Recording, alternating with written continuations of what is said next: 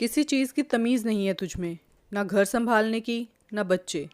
तेरे जैसी गवार मेरे ही पल्ले पड़नी थी। जाहिल औरत, ये क्या किया तूने? गवार है, गवार ही रही हो तू। किसी काम को करने की अकल नहीं है तुझ में। अनीता जी पूजा कर रही थी कि उन्हें अपने बेटे नितिन के चिल्लाने की आवाज़ सुनाई दी जब वो अपनी पत्नी अवनी पर चिल्ला रहा था। माफ़ कीजिएगा, वो मुन्ने का हाथ लग गया, इसीलिए थोड़ा पानी गिर गया। सहमी आवाज़ में अवनी बोली, तुम्हारी माफ़ी का अचार डालूं मैं?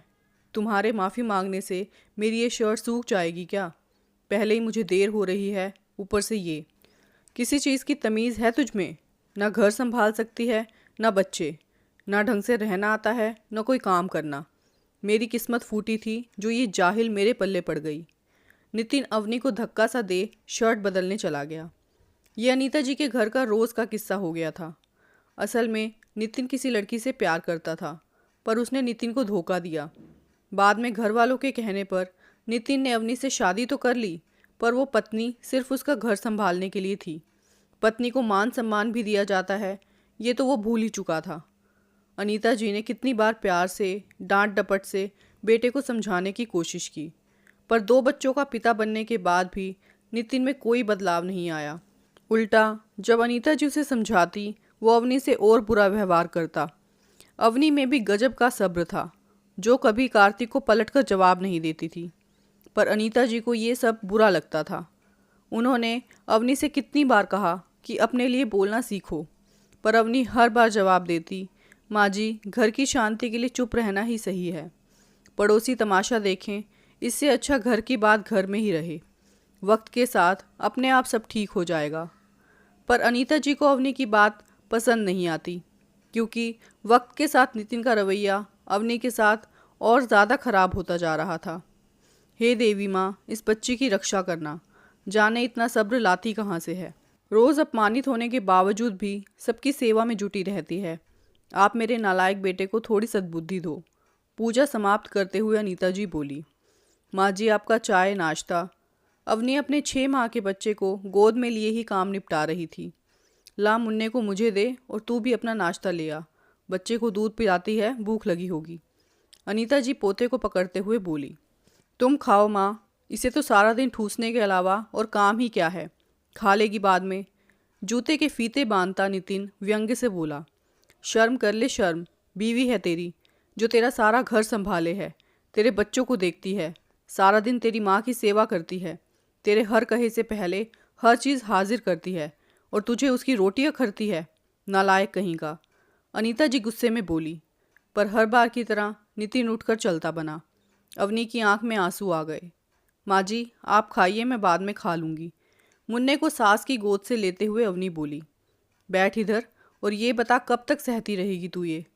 अनीता जी उसका हाथ पकड़ बैठाते हुए बोली, माँ जी, मैं कर ही क्या सकती हूँ, गरीब माँ बाप की बेटी हूँ, 2 2 बच्चों को लेकर कहाँ जाऊँगी। अवनी रोते हुए बोली, माँ बाप गरीब हैं तो क्या, गलत बात भी सहेगी। पति है वो तेरा और तू उसकी पत्नी। उसकी हिम्मत इसीलिए ही बड़ी है क्योंकि तू चुपचाप सब सहती आई है। पर तूने सोचा है इससे तेरे बच्चों पर क्या असर होगा? वो जो तेरी बेटी है वो कल को दूसरी अवनी बनेगी और तेरी तरह खामोशी से पति का हर जुल्म सहेगी।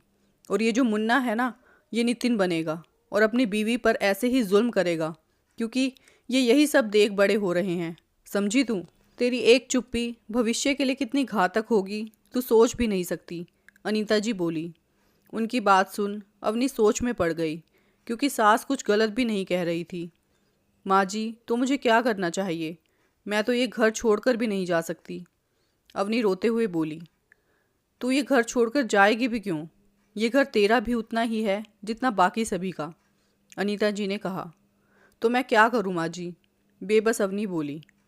उसे सबक सिखा, उसे अपनी अहमियत बता, उसे ये बता कि इस घर में उसकी और हम सबकी ज़िंदगी में तेरा क्या महत्व है। तू गवार नहीं है, ना ही जाहिल है, समझी? तेरी ये माँ तेरे साथ है। और ये बोल अनीता जी ने अवनी के कान में कुछ कहा। अरे जाहिल औरत, कहाँ मर गई? पानी लेकर आ जल्दी से। शाम को ऑफिस से आते ही नितिन चिल्लाया, फ्रिज में रखा है पानी, ले लीजिए। अवनी ने अंदर से आवाज़ दी, ये कौन सी तमीज़ है जाहिल औरत? पति घर में आया है तो उससे पानी भी नहीं दिया जा रहा? वो गुस्से में चिल्लाया। जाहिल हूँ तभी तो बोल रही हूँ, खुद ले लो, क्योंकि मुझे तो देना आता नहीं पानी। बेमतलब सुबह की तरह आपके कपड़े खराब हो जाएंगे। अवनी वहीं से बोली। तेरी ये मजाल। ये बोल गुस्से में नितिन अंदर आया तो बेड पर सजी धजी अवनी नेल पेंट लगा रही थी। उसने नितिन की तरफ देखा भी नहीं। नितिन गुस्से के घूंट पीता खुद पानी लेने चला गया। बेटा ले, जरा तू मुन्ने को पकड़, मेरे हाथ दुख गए सुबह से लिए लिए। जैसे ही नितिन वापस आकर बैठा, अनीता जी बोली, ठीक है माँ, आप खाना लगा दो, इतने में मुझे बहुत भूख लगी है। नितिन बच्चे को लेता हुआ बोला, बेटा खाना तो अवनी ने बनाया ही नहीं। बोलती है मेरे हाथ का खाना पसंद नहीं आता तो क्यों मेहनत करूं। अनीता जी बोली, आज कुछ ज़्यादा ही नहीं बोल रही है, इसे अभी सीधा करता हूं मैं। नितिन उठता हुआ बोला, ना ना बेटा, ऐसा गजब मत करियो, वरना तुझे और मुझे दोनों को जेल जाना पड़ेगा। आज ही बहू अपनी सहेली से बात कर रही थी कि वो इस घर में तंग आ चुकी है, सोचती है पंखे से लटक कर मर जाए। अगर कल को मुझे खरोच भी आई तो इसके जिम्मेदार मेरे पति होंगे, साथ में सास भी। बेटा उसने कुछ उल्टा सीधा कर लिया तो बेवजह लेने के देने पड़ जाएंगे। तू ऐसा कर, बाजार से मंगा ले खाना, फिर गुड़िया को स्कूल का काम भी कराना है। अनीता जी बोली, क्या अभी उसको काम भी नहीं कराया अवनी ने, और ऐसे कैसे वो कुछ कर लेगी। माँ आप बेकार में डर रहे हो। नितिन बोला, बेटा वो कहती है मैं तो गंवार हूँ, मुझे कहाँ ये अंग्रेज़ी की पढ़ाई समझ आती है, इसीलिए नहीं कराया काम। और मेरा डर गलत नहीं है बेटा, आजकल औरतों की सुनी जाती है। और सोच इस उम्र में मैं जेल जाती हुई कैसी लगूंगी। अनीता जी बोली। अब नितिन खामोश हो गया। थोड़ी देर सोचने के बाद उसने खाना ऑर्डर किया और बेटी को काम कराने लगा। लेकिन उसे कुछ समझ नहीं आ रहा था कि कैसे पढ़ाए उसे, आज तक पढ़ाया जो नहीं। अगले दिन नितिन को अपना कोई सामान निकला नहीं मिला। अवनी भी उसे कहीं नज़र नहीं आई। माँ अवनी कहाँ है, उसने बाहर आकर पूछा। बेटा वो तो वॉक पर गई है, और देख मुन्ने ने पोटी की है, मेरे से तो धोई नहीं जाएगी तो तू ही धो दे। अनीता जी बोली, क्या वॉक पर क्यों। नितिन झुंझलाकर बोला, उसकी कोई सहेली आई है इस शहर में, नई नई इंस्पेक्टर है, वो उसने कहा अवनी से अपनी सेहत पर ध्यान देने को, बस उसी के साथ गई है। अनीता जी बोली, उसने तो कभी नहीं बताया कि उसकी कोई दोस्त पुलिस में है। नितिन उत्सुकता से बोला, अरे मुझे तो बताया था, पर तब वो दूसरे शहर में थी। मुझे लगता है उसी की शय पर बहू आजकल अपने मन की करने लगी है। कहीं ऐसा ना हो वो उसे सारी बात बता दे और अवनी हमारे खिलाफ रिपोर्ट कर दे। तुझे पता है ना, शर्मा जी की बहू ने उनके खिलाफ झूठी रिपोर्ट करी थी, तब भी उन सबको जेल हो गई थी, जबकि यहाँ तो अवनी सही है। तुझे कितना कहा था मैंने कि बहू की इज्जत किया कर, पर नहीं, तू उसे रोज़ जलील करता था। अब अगर उसने ऐसा कुछ किया तो मैं तो बहू की तरफ हो जाऊंगी और बोल दूंगी मैं नहीं, बस मेरा बेटा उसे जलील करता था, क्योंकि इस उम्र में मैं तो जेल जाने से रही। अनीता जी डरने का नाटक करते हुए बोली।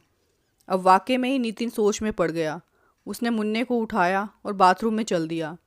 अरे आप क्यों कर रहे हैं, लाओ मुझे दो, मैं करती हूँ। तभी अवनी वहाँ आकर बोली, नहीं कोई बात नहीं, तुम थकी होगी, वैसे भी मुन्ना मेरा भी तो बेटा है। अपने स्वभाव के विपरीत नितिन शांत स्वभाव में बोला, जिससे अवनी हैरान रह गई।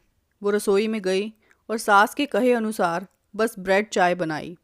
हालांकि अवनी को लगा था नितिन गुस्सा करेगा, पर वो चुपचाप खाकर चला गया। सुनो यार अरुण, बीवी को मानसिक कष्ट पहुंचाने पर कितनी सज़ा हो सकती है। ऑफिस में उसने अपने सहकर्मी दोस्त से पूछा।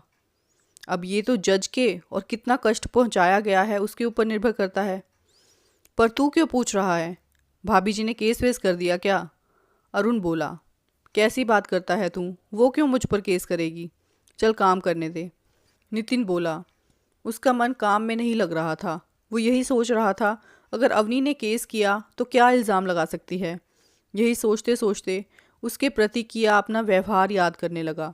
घर आकर भी वो किसी से नहीं बोला, चुपचाप अपने कमरे में आ गया। लीजिए पानी। अवनी पानी लेकर आई तो 2 बूंद छलक गई। माफ़ कीजिएगा, वो अवनी डरते हुए बोली। नहीं नहीं कोई बात नहीं, पानी ही तो है, सूख जाएगा। नितिन बोला। बाहर आ जब उसने अपनी सास को बताया तो दोनों हंसने लगी। नहीं मुझे जेल नहीं जाना, इंस्पेक्टर साहिबा छोड़ दो मुझे। रात को अचानक नितिन नींद में चिल्ला उठा। क्या हुआ आपको, अवनी उसे झकझोरते हुए बोली। अवनी प्लीज़ मुझे माफ़ कर दो, आज के बाद मैं तुम्हारे साथ कभी गलत व्यवहार नहीं करूँगा, पर प्लीज़ तुम अपनी दोस्त से मेरी शिकायत मत करना, मुझे जेल नहीं जाना। नितिन उठकर अवनी के सामने हाथ जोड़ते हुए बोला, अरे अरे, आप क्या कर रहे हैं? मैं कोई शिकायत नहीं कर रही, आप बेफिक्र रहिए और शांति से सो जाइए। अवनी उसका हाथ पकड़कर बोली। उसने देखा दरवाजे के बाहर अनीता जी खड़ी हैं, जो शायद नितिन की आवाज़ सुनकर आई होंगी। अवनी से नज़र मिलते ही वो मुस्कुरा दी और अवनी का मन उनके प्रति श्रद्धा से भर गया। आज शादी के 6 साल बाद उसकी सास के कारण सम्मान मिल ही गया था। दोस्तों, ये सच है कि ज़माना कितना बदल गया हो, पर कुछ घरों में आज भी औरतों की स्थिति नहीं बदली।